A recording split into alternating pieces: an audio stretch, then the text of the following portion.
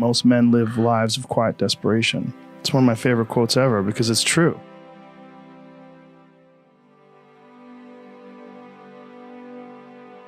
You're just in this world where you just can't wait to just run away.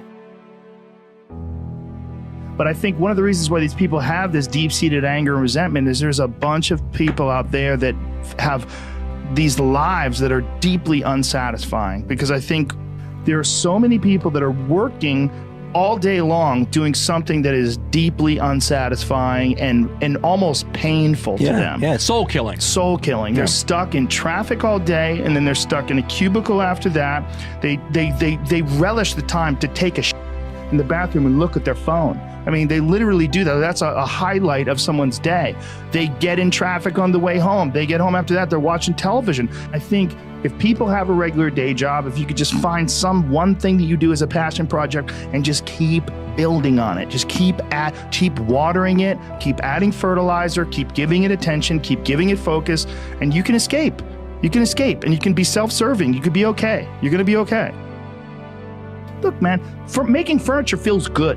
If you can do that, you could cut those corners perfectly and sand everything down nice and stain it, and then it's done and you get this satisfaction, and you sell it to someone and that pays your bills.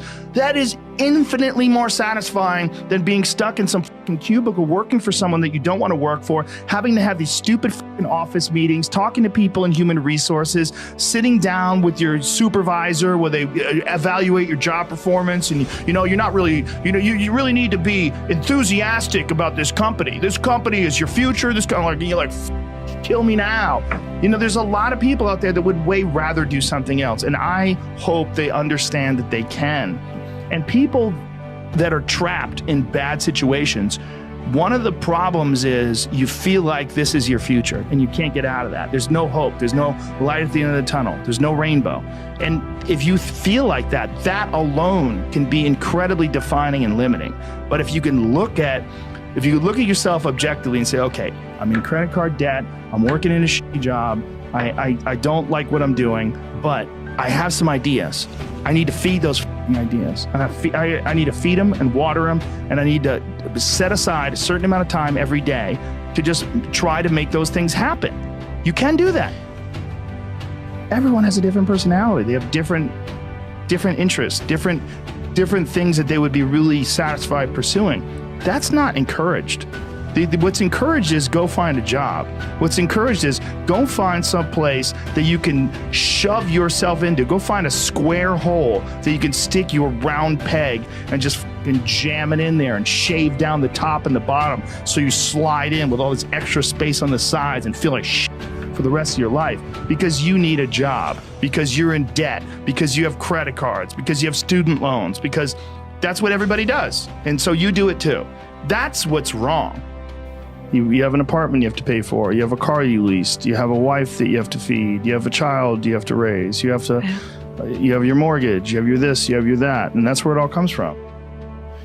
Well, the opportunity takes place usually when you're young and you don't have any responsibility. That's when you have your options. Well, your options are severely limited the more you gather responsibilities.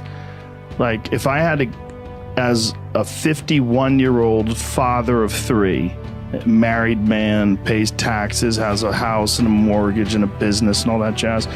If I had to quit everything now and struggle the way I struggled as a stand-up comedian, it would never work. But the only way I could be this person now is if I took that chance when I was 21, when I was dead broke and had my cars repossessed and all that stuff. That's the only way you ever get where you want to go. You have to take a path that's dangerous, and most people want to take the safe path. And the safe path leaves you stuck in quiet desperation almost every time. It's hell. But can people just make that change? I mean, yes, look, you can, I believe they but can. You have to plan it out. The way you can change is you have to put aside enough money to give yourself a window. And then you have to have a plan, and you have to spend all your waking hours outside of whatever job you do planning your escape.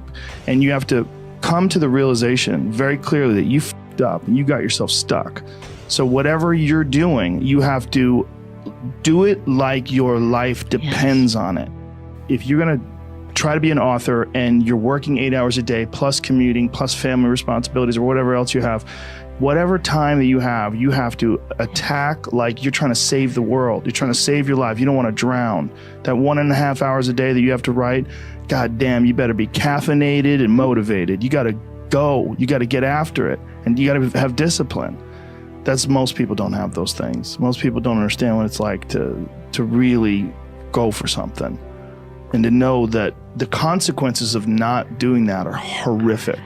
There are so many people that would be so much happier making $27,000 less a year, and the only thing they have to do is sell their current home where they only use 18% of the home anyway, and buy a home that has 2 less bedrooms so they don't have to have the job that is paying to maintain the lifestyle that they've propped up for themselves, and their life will be like disproportionately better. Because there's a lot more people living that than what you, like, as many entrepreneurs as they are that should be employees, there's way more people that basically build a life around how much they're earning, get to a place where they hate what they're doing to earn, have the opportunity to still do something that earns $20,000 less that they love, but they're golden handcuffed by worrying about what car they drive or where their house is because they actually care about other people's opinions, and nobody has the gear to take a step backwards. The inability to take a step back, to take 4 steps forward in happiness based on other people's opinions of watching you take a step back blows my fucking face off. When do you quit your job and go in? When you can afford it. Happiness is so unbelievably addictive. And it makes me so sad that so many of you created golden handcuffs for yourself that aren't letting you leave your job because you need to make $130,000 a year now because you wanted 700 more square feet in your apartment, or you wanted a BMW instead of a Toyota. And so you're not happy because you wanted 2 or 3 things that mean absolutely nothing. I promise you, when you've tasted both, when you meet people that have tasted both, I make $180,000 a year and I have stuff, but I'm not happy. And then I went making $94,000 a year, but I'm doing what I love and I'm super happy and I have a little less stuff. It's not even close to a debate. So I implore all of you to really dig deep inside of yourselves and try to figure out why you need that stuff. I'm gonna save you time. You're trying to close an insecurity gap. Let me give you another huge hint. Everybody else sucks too, so do you.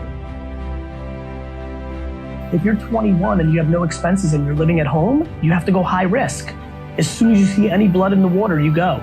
If I'm 21 and I'm at home and I have no expenses and I'm making 47,000 euros, pounds, dollars, doing something I don't love, but I want to be a film person, and the first person pays me $1,500 or $1 forever, and it works, and it went well, and she, the boss of this candy store, says, I'm going to tell all my friends about you, I may jump right away.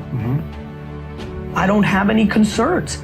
If I'm 42 years old and I have 3 kids and a mortgage and I'm $100,000 in debt because I went to college in America and it didn't get me a good job, and I'm an accountant and I make $137,000 a year, which basically pays for my overhead, roughly, because I bought a house bigger than I needed, I bought a car bigger than I needed. This is cliche American. And somebody pays me $1,500 and they're like, I'm gonna tell all my friends, I'm gonna give up Netflix and my video games and my weekends to eventually get that to 60 or 70 or 80 or 90,000 a year before I say, okay, now I'm at 90, 137. If I actually went all in, I can close the gap on that 57,000. Now I'm gonna make the jump because I have 3 kids on mortgage and debt. Yesterday, Aaron is 25 and single and living at home. Tomorrow, he meets Sheila, falls in love, and you know, a million things could happen. Sheila could be making $1 million a year. Different life. True. Sheila could be making no money, but he loves her so much and she wants to buy handbags every day, and now he has a bigger, financial problem. Sheila wants to be his partner. Sheila, he wants to buy handbags. It's not cliche, it's life. But you jump when you can afford to drown. You jump when you can afford to drown.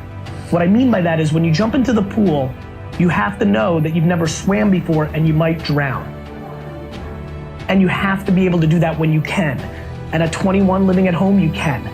Because you can go back and get a job, you have no overhead, right? But at 43 with 3 kids, you might not want to. And by the way, Or you might. You might have such a supportive spouse. Sheila, Aaron's the stay-home dad. Sheila's making the 147. Sheila talks to Aaron and says, Aaron, I'm gonna die if I don't jump. I'm 43, and if I don't jump now, I'm gonna be 62 and regret it my whole life. So I'm gonna jump, and if I fail and the economy collapses and I can't get a job, we may have to sell this home.